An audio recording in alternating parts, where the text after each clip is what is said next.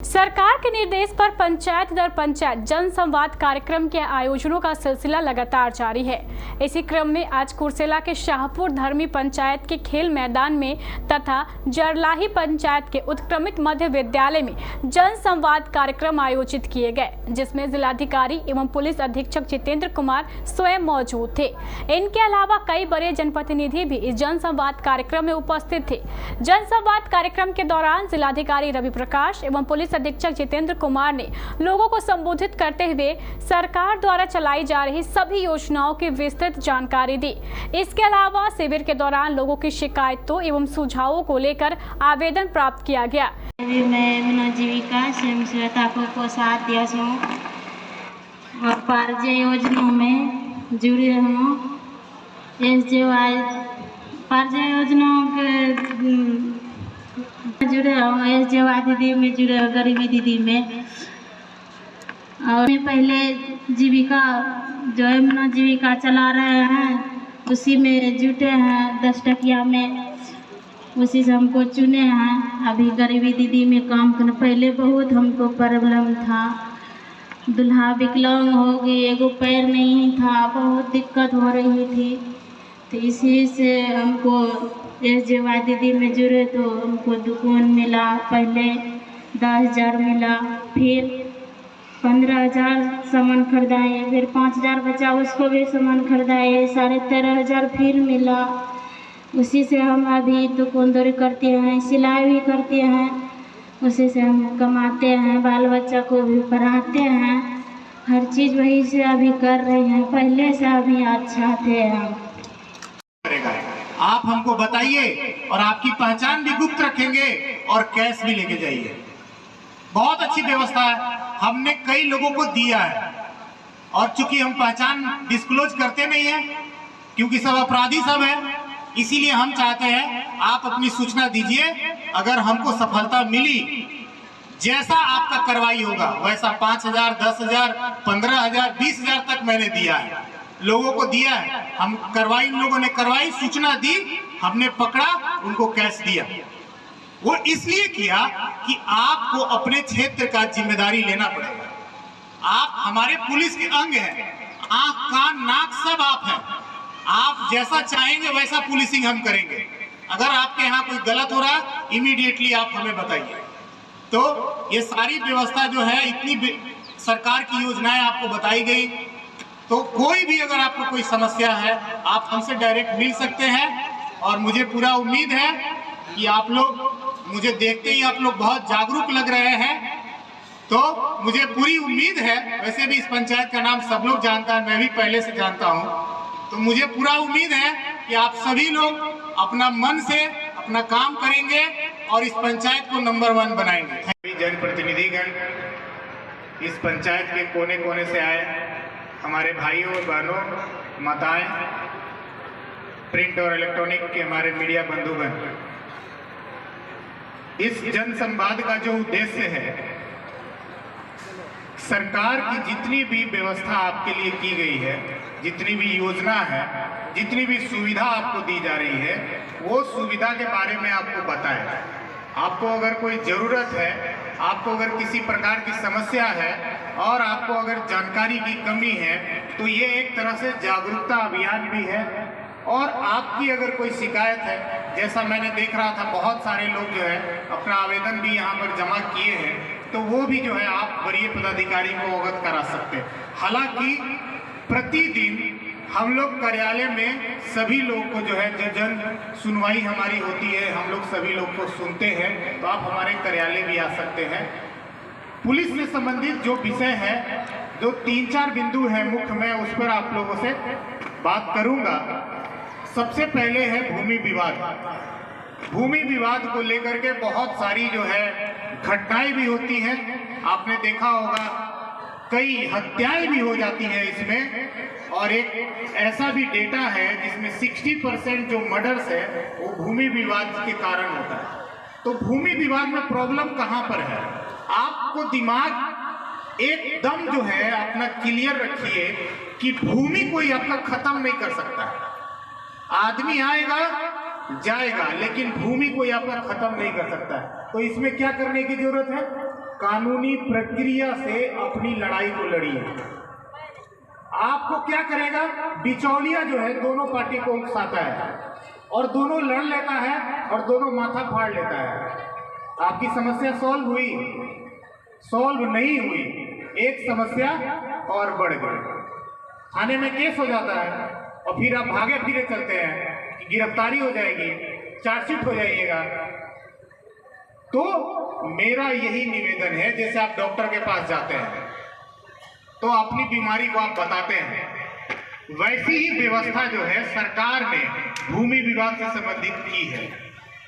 ये व्यवस्था है, हर शनिवार को थाने में जनता दरबार लगता है, जिसमें सीओ साहब और एसएचओ साहब दोनों बैठते हैं और आपकी बात को सुनते हैं।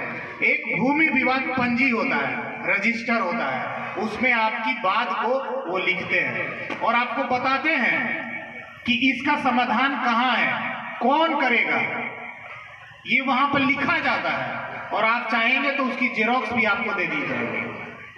और मैंने सभी लोग को बोला है, थानाध्यक्ष जितने भी हैं पूरे जिले के, उन सभी को मैंने बोला है कि आप जो लिखते हैं, आप लोग जो साइन करते हैं, उसका एक जेरोक्स कॉपी आप दोनों पार्टी को दे दीजिए।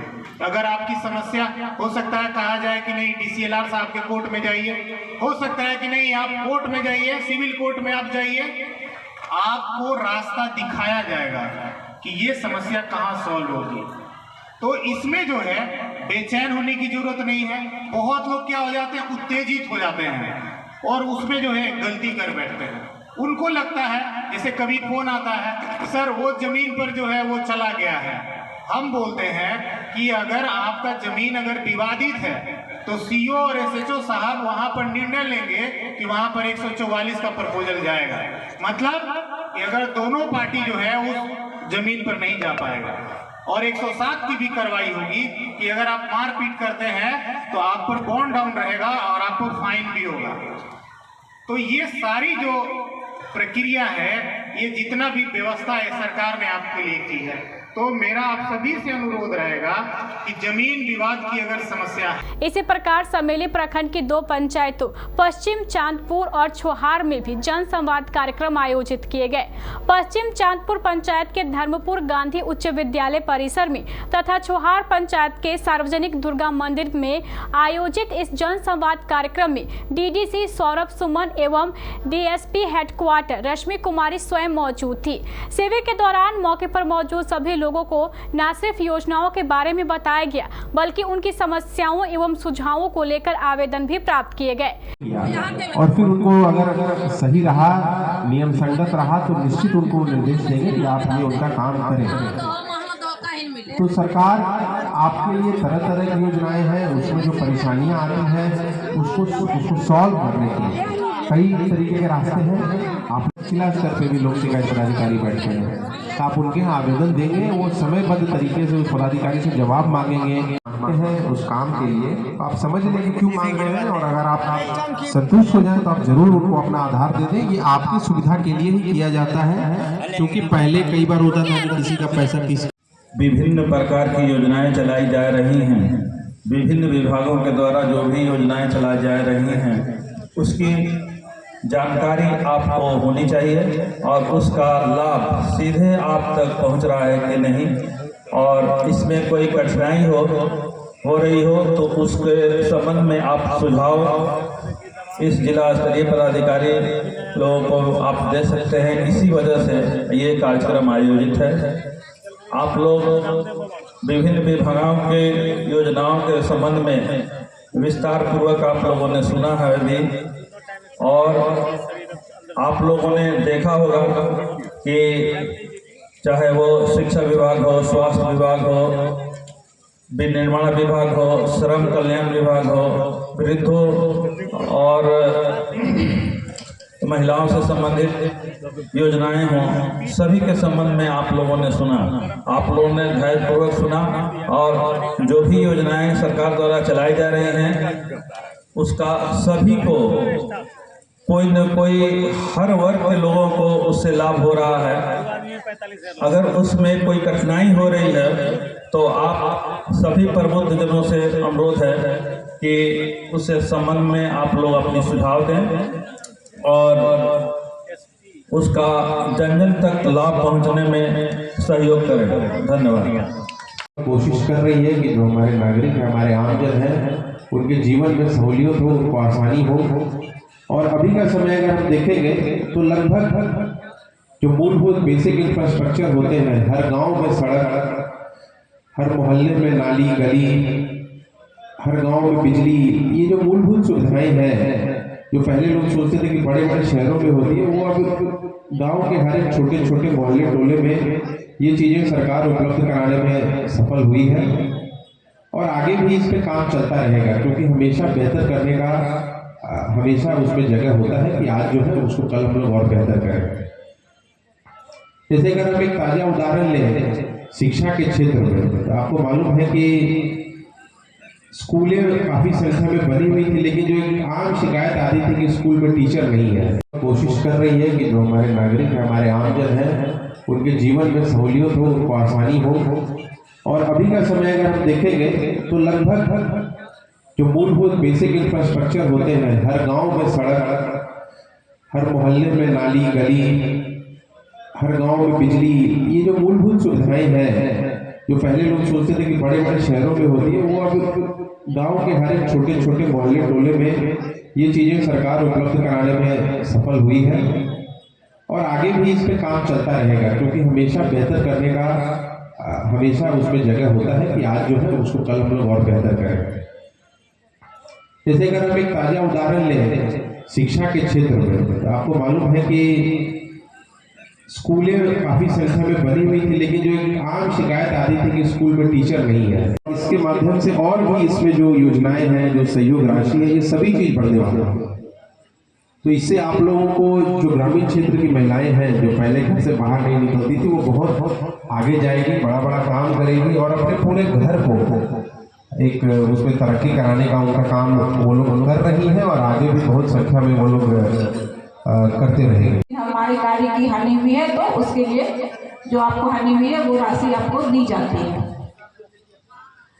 एक साइबर थाना का भी नाम आप सबने सुना होगा। ये कुछ 1-2 महीने पहले, करीब 2-3 महीने पहले से संचालित है। राज्य के सभी जिलों में संचालित हो रहा है। वर्तमान में साइबर थाना SC/ST और महिला थाना के कैंपस में ही है। फिर उसकी भी नई बिल्डिंग बनने जा रही है। तो साइबर थाना का मुख्य उद्देश्य है कि जो भी आपके मोबाइल पे इस जन संवाद कार्यक्रम में मंचासीन और इस मंच के अध्यक्षता कर रहे हैं उप आयुक्त, उप विकास आयुक्त महोदय और मेरे जिला से आए हुए जिला स्तरीय पदाधिकारीगण, प्रखंड आपके बैंक का डिटेल लगाकर हम वहाँ भेजते हैं और वो पैसा आपके खाता में आ जाता है। उसके बाद अनुसंधान के बाद अगर कांड सही पाया गया, चार्जशीट हुआ उसमें, तो चार्जशीट के बाद फिर अगला किस्त मुआवजे के रूप में आए तो आपसे वो सहमति लेते हुए दोनों पक्षों को बुलाती है और वहाँ पे कोशिश करते हैं हम कि उन मामलों को सुलझा लिया जाए। घरेलू सामाजिक मामले जो है वो थाना स्तर पर आपसी बातचीत से भी सुलझाए जाते हैं। फिर अगर आप उसमें आगे बढ़ना चाहते हैं कि हम कांड दर्ज कराना चाहते हैं तो फिर कांड दर्ज कर आगे की कार्रवाई की जाती है। उसी तरह अनुसूचित जाति जनजाति के लिए विशेष एक थाना है, अनुसूचित जाति जनजाति थाना, जो कटिहार मुख्यालय में स्थित है। तो अगर अनुसूचित जाति जनजाति सदस्य को कोई उनसे अलग कोई जो जाति के लोग हैं वो प्रताड़ित कर रहे हैं तो उनके लिए वो जाकर SC/ST थाना में अपना आवेदन दे सकते हैं और उस पर कार्रवाई हम लोग कहते हैं कांड दर्ज कर आवश्यक कार्रवाई की जाती है। यहाँ पर ये भी ध्यान रखें, बेझिझक अपनी समस्याओं को रख सकती हैं, तो आप अवश्य जाएं अगर कोई मामला हो तो।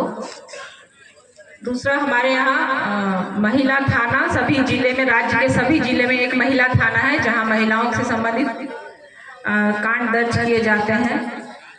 वैसे तो महिलाओं के ये विशेष अधिकार है कि वो अपने मामले किसी भी थाना में जाकर दर्ज करा सकती है, लेकिन उनके लिए विशेष तौर पर महिला थाना इसलिए बनाया गया है कि आप वहाँ पर जाएंगी तो आपको अपना एक घरेलू माहौल मिलेगा। वहाँ पे पदाधिकारी महिलाएं होती हैं, आपको बिठाकर आपको बातें आपकी सुनती। और अगर आप आने जाने में आपको खर्च हो रहा है और हम जब कांड के अनुसंधान में आ रहे हैं तो उस दिन आप काम करने के लिए नहीं जा पा रहे हैं तो उसके लिए भवन भी बड़ा थाना बनने का, बिल्डिंग बनने का भी प्रस्ताव गया हुआ है, वो भी बनेगा।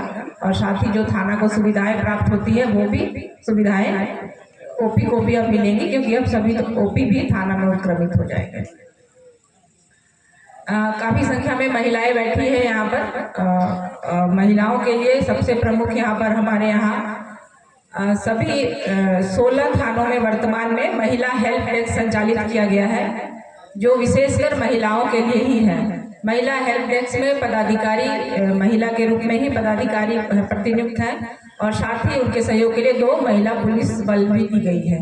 तो आप महिलाओं को जो भी समस्याएं हो, घरेलू हो या आप बाहर जाते हैं काम करने के लिए, काम के स्थल पर, कार्यस्थल पर कोई आपको समस्या झेलना पड़ता है, तो आप महिला हेल्प डेस्क में जाकर अपनी समस्या को बता सकते हैं। घरेलू मामलों में हमारा प्रयास सबसे पहले रहता है कि हम उनको बातचीत के माध्यम से सुलझाएं। अच्छा, दे दीजिए। इस जनसंवाद कार्यक्रम में कई स्थानीय जनप्रतिनिधि भी मौजूद थे।